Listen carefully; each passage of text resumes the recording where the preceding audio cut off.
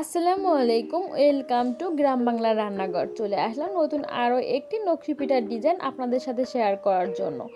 আর নতুনদের জন্য খুবই উপকারী হবে, কারণ নতুন যারা এখনও নকশি পিঠার ডিজাইন আঁকুনি তারা একবার দেখে আপনারা পেরে যাবেন।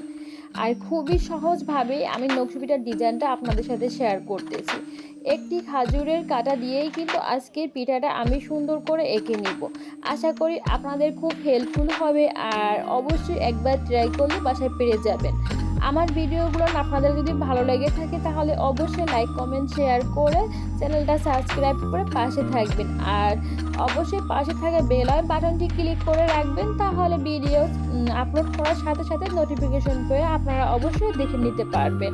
আর আশা করি অবশ্যই আপনাদের উপকার হবে আমার ভিডিওগুলো। তাহলে অবশ্যই পুরো ভিডিওটা জুড়ে থাকবেন। ধন্যবাদ।